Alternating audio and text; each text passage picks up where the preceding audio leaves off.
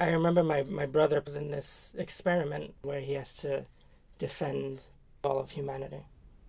So yeah. This world where all of the Earth's energy is being harnessed and they're slowly killing the planet because they're just constantly sucking the energy from it.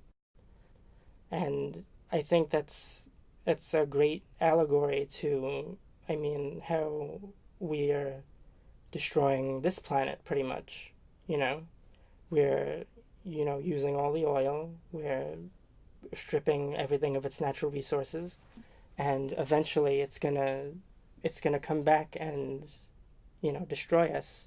And I think saving the place that you live is an important thing to do because not many people have the.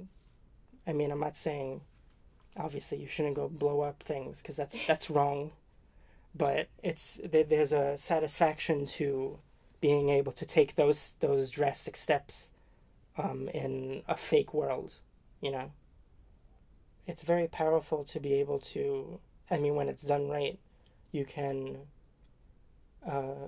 have a believable world where fictional things happen, but you have people that can identify with it and that can relate. And that's what happens pretty much when you find a movie that you like. I think film is a very unique form of media because it allows people to kind of go into different worlds. And it's in the same vein with music, really, but I think music is more, they go into a different world in their own head, whereas in a movie, it's more presented to you what the world would be like.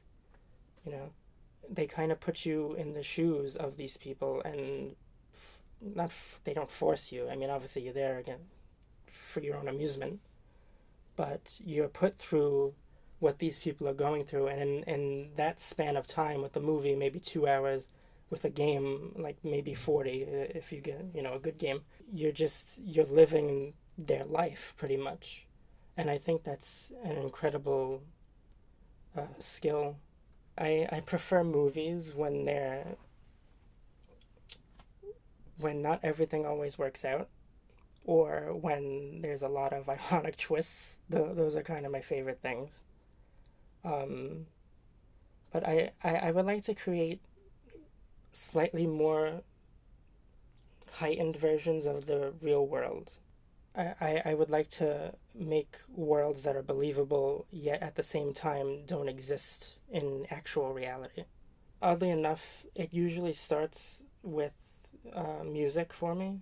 I'll hear a song and I'll just imagine a setting in my head, or a character in my head, and then after that I'll put them in a situation that I make up, and then everything kind of just falls into place after that.